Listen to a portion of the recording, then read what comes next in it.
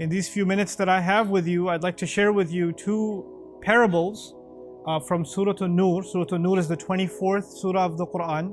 Many times some of the very difficult lessons and very profound lessons of the Qur'an, Allah teaches by way of giving an example. And oftentimes when you just read a translation of that example, it's kind of hard to make sense of what is being said. So what I'm going to try to do is give you a little bit of background and set the stage to help us better understand these beautiful parables.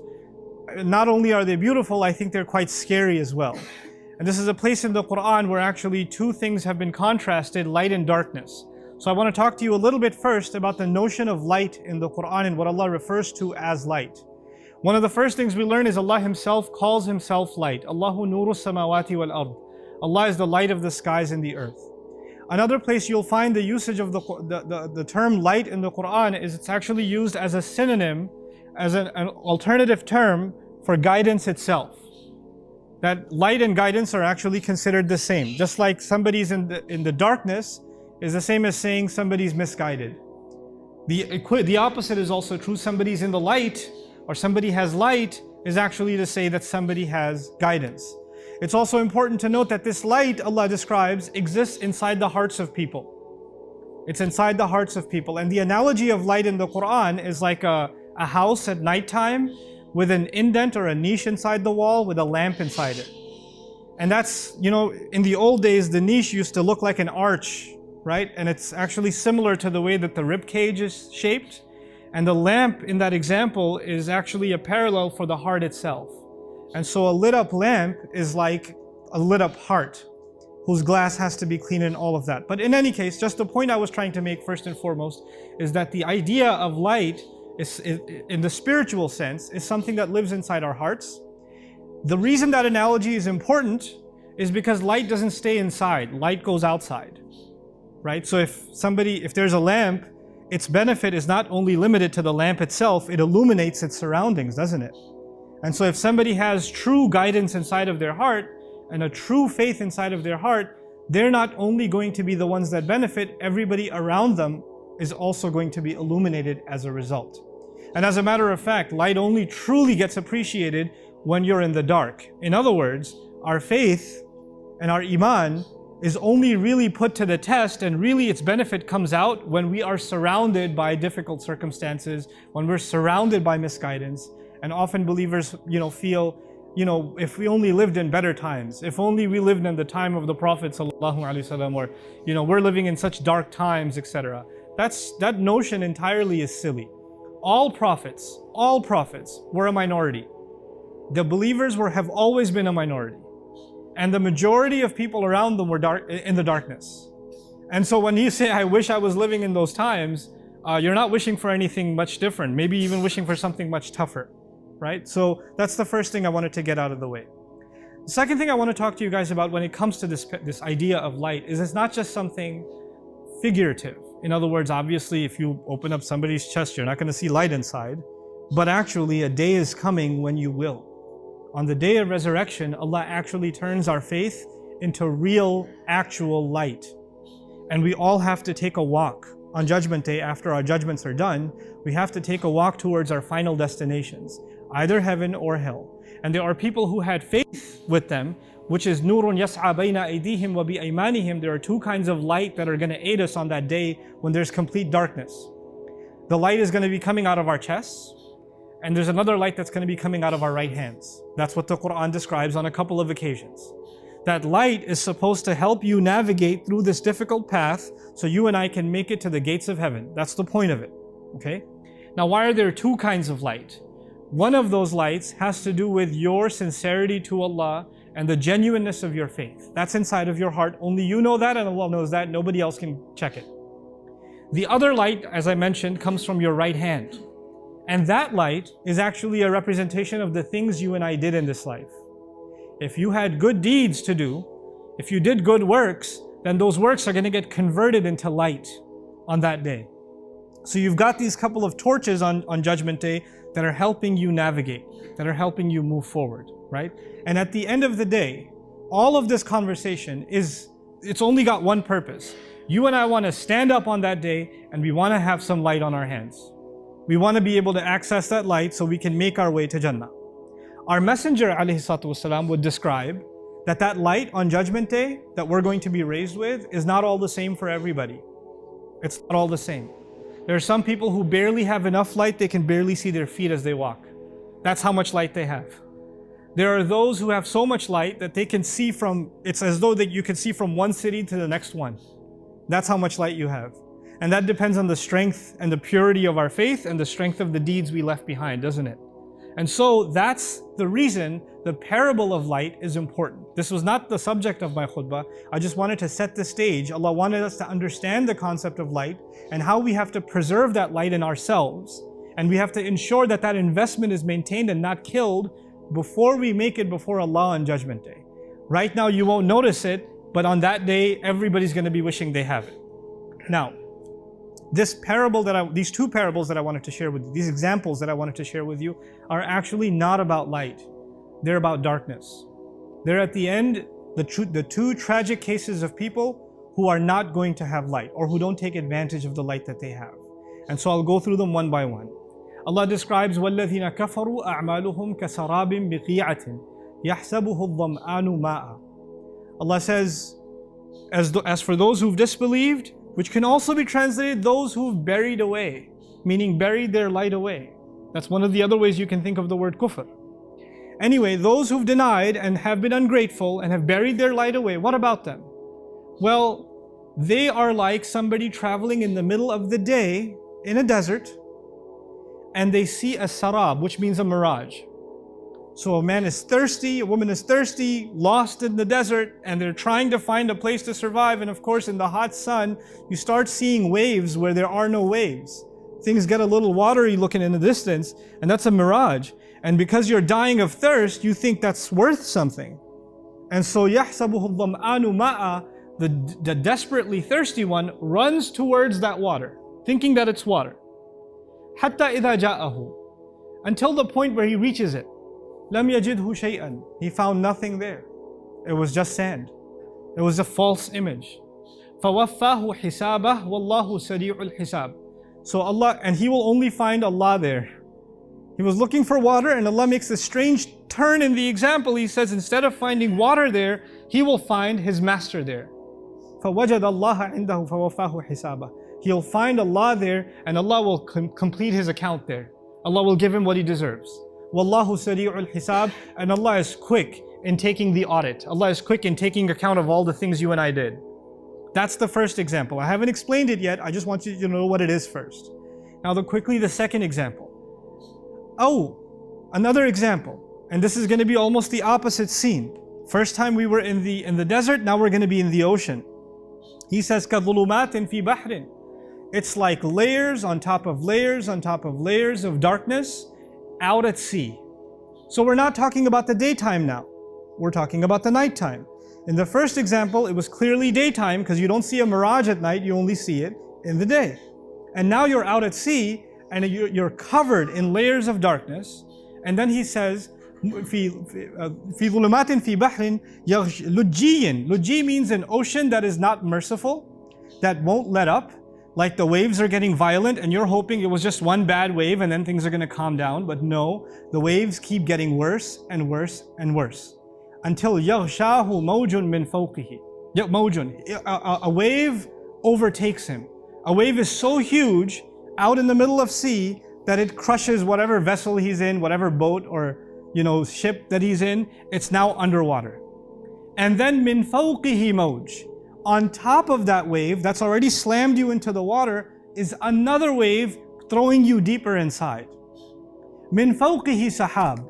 And on top of that there are thunderstorm clouds. In other words, when the clouds are there, that's an indication a storm is coming, right? People that are experienced at being out at sea, they can see the clouds and know we gotta get ready, things are about to get ugly.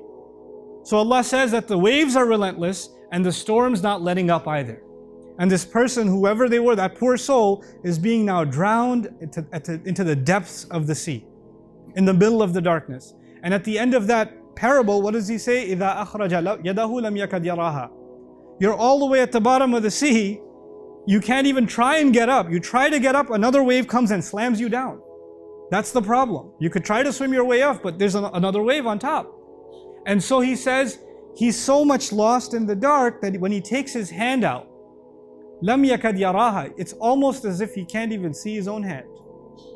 وَمَنْ لَمْ يَجْعَلِ اللَّهُ لَهُ نُورًا فَمَا لَهُ مِن نُور. Whoever Allah didn't give light to, how can they have any light? Whoever Allah didn't furnish any light, how could they have any light? So these, like I said in the beginning, these examples can be confusing. You might say, what does he mean by all of this? But I first wanted to kind of paint this scene for you, these two parables, these two examples, and what they mean in brief translation. Now let's try to dig a little deeper and appreciate what's being said. Basically, in both of these cases, a person is not seeing what they're supposed to. One person's in the middle of day, it's bright outside, and yet they see things that aren't there. They see a mirage, don't they? Which is as good as being blind. You might as well be in the dark because it's not there. What you see isn't there. And in the other case, somebody's in the dark, they're at sea, there's not even moonlight because it's covered by the clouds, there's these waves, you're blind in another way. These are both sides of blindness. But why give two different sides of blindness? Because Allah is describing that on Judgment Day, people are going to come before Him that are, the unfortunate cases are going to be of two kinds. There are going to be two kinds of unfortunate cases. So here's where I'd like for you to pay extra attention, to understand what is going on in these parables. There are people who assume that they are in light. There are people that are like that person out in the desert, surrounded by light. You can't get brighter than the desert in the daytime, you know. So there are people that are in a good environment. They act religiously. They look religious. They talk religious. Their family's religious. Their community's religious. They're involved in the religious sense. They're involved at the masjid. So everything around them, they're not drinking alcohol. They're not in the party scene. They're not at the club. They're not in that scene. They're in a religious setting. They're in a spiritual setting. They're surrounded by light. And a lot of times we assume that people like that are straight one-way ticket to heaven. They're good. They've made it. They've got no issues. But unfortunately, even when you're surrounded by that much light, you know what happens sometimes? You start becoming delusional. You start thinking that the appearance of looking religious, the words that you use that make you sound like you're religious, the outside of your being committed to the faith, you look like you're pretty enlightened, doesn't actually say anything about what's going on the inside. There could be two very different realities. We have, unfortunately, in the Muslim world, this is something Allah comments exhaustively on in the Qur'an. I'll just oversimplify it for now. Basically what happens is you have people that look very spiritual, very enlightened, very religious, very committed to the faith on the outside. And they commit to those things that make them look that way. So clothing becomes very important. Appearance becomes very important. Pronouncing certain utterances becomes very important. All the things that other people can perceive become important. But there's something going on inside of you like greed, like jealousy, like pride, like anger, like hatred. You can't see somebody else succeed, it bothers you. You don't feel even a little bit of sympathy when you're being ruthless to children in the family. You don't consider the people whose rights you're taking away because it's all personal, nobody's gonna find out. You don't see it because it's not in front of people, so it doesn't matter. What is in front of people needs to look pristine. And what's going on inside is ugly. It's dark. And these people assume that because they're doing good things, they're volunteering, they even grew out a beard, they put the hijab on, they even memorized some Qur'an, they worked on their tajweed, all the outside stuff is pretty good. They start assuming also that Allah is going to really reward me for all of this. I'm doing pretty good. As opposed to this other person who can't even recite the Fatiha, as opposed to that other person who can't even do this X, Y, or Z. They don't even pray in the masjid or whatever else. You start comparing yourself thinking you're doing pretty good because you're in the light. And that, by the way, that sense of superiority is probably the worst of all of the other vices I mentioned. When you start thinking and I start thinking that I stand in a better place than another human being before Allah, that pride is actually a replica of the pride of the devil. Why did he say, I'm superior? The sense of superiority, tilka darul akhirah نَجْعَلُهَا لِلَّذِينَ لَا يُرِيدُونَ عُلُوًّا فِي الْأَرْضِ وَلَا فَسَادًا وَالْعَاقِبَةُ لِلْمُتَّقِينَ. I'm being asked to move all of you forward, so move forward as much as you can. Allah says that next home that He built, heaven, He made it for people who don't want to feel superior in this earth. They don't have a desire for ulu.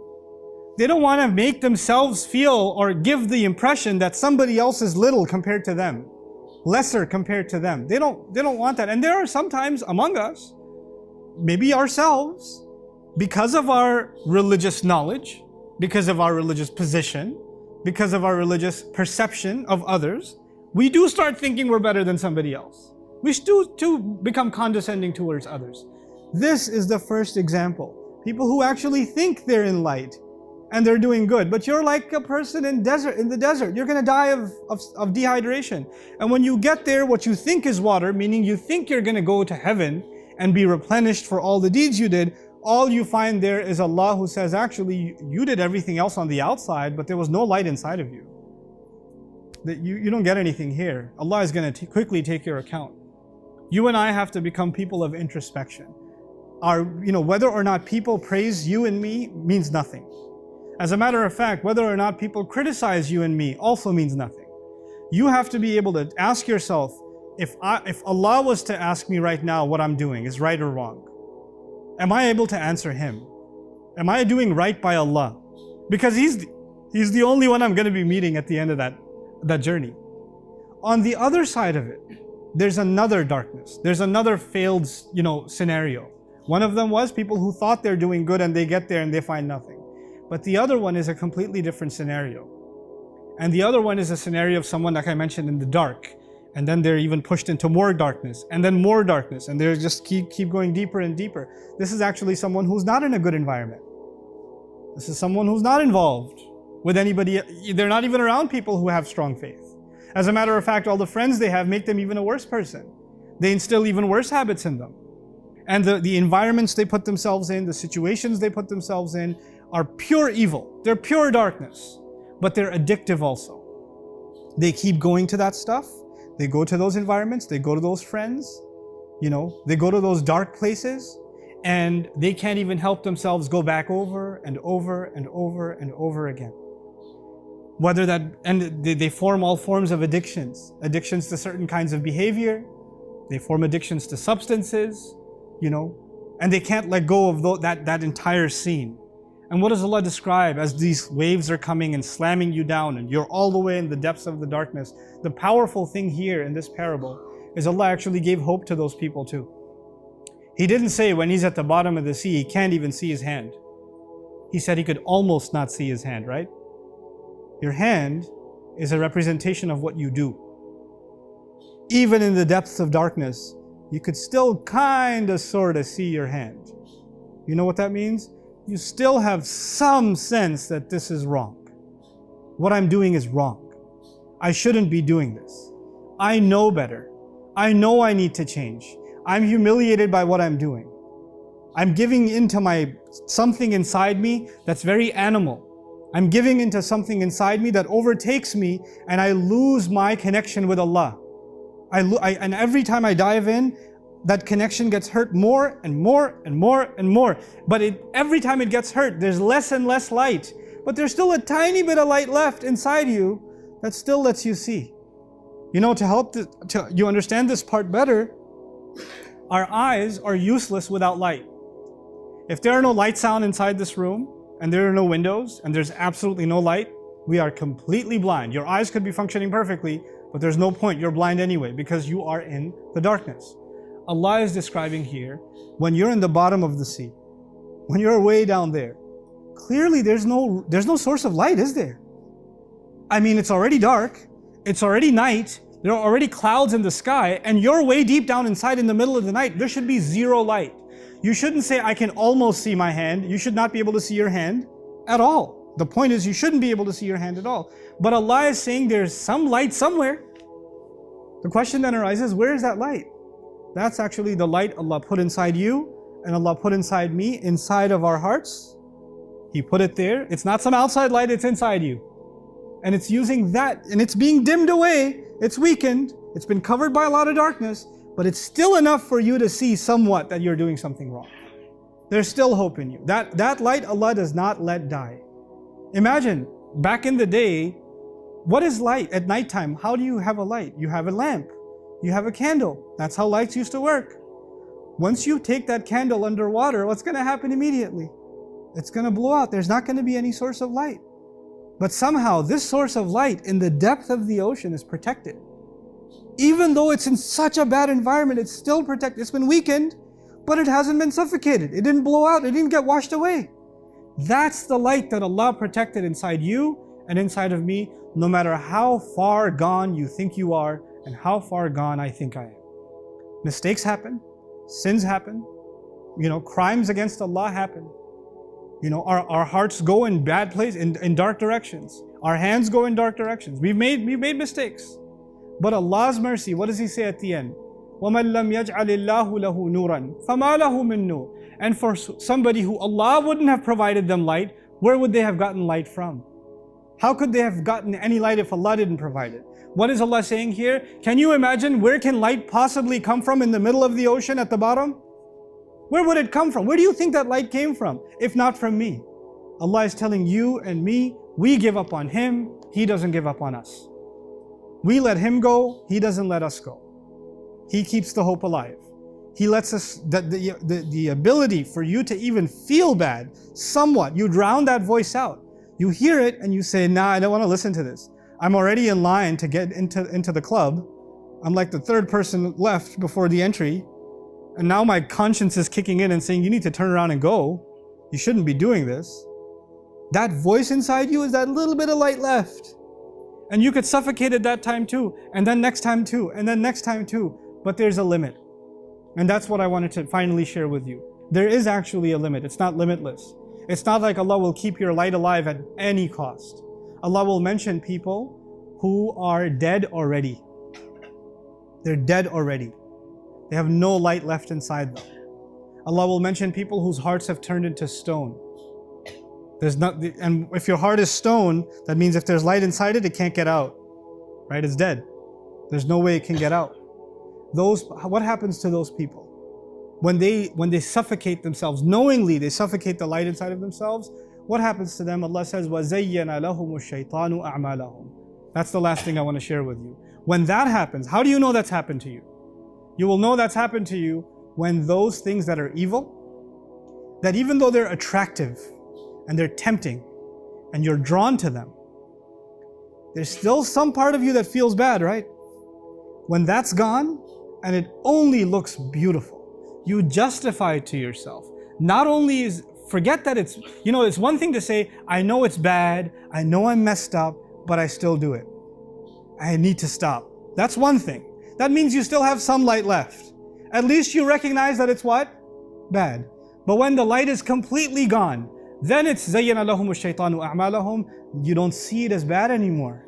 Now that's amazing. What do you mean it's bad? We're having a good time. What do you mean it's bad? You don't want me to live my life? What do you mean it's bad? That's awesome. That's like the reason we're alive. Your definition changes. You're no longer guilty. You don't even feel bad. You're actually now glorifying the sin that you're engaged in. You're glorifying the darkness. That's become beautiful to you.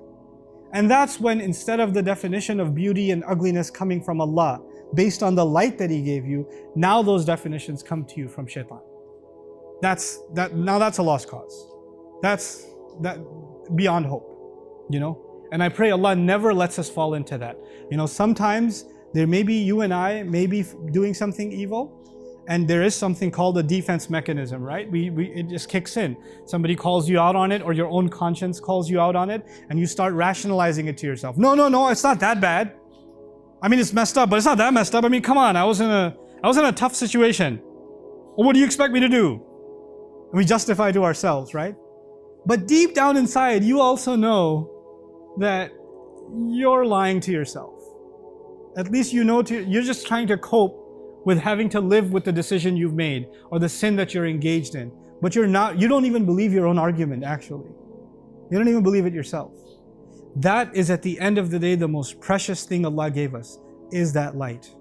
You know what I told you that's the last thing. Since I have a minute, I'll throw one last thing in. You know what the Qur'an is called in the Qur'an?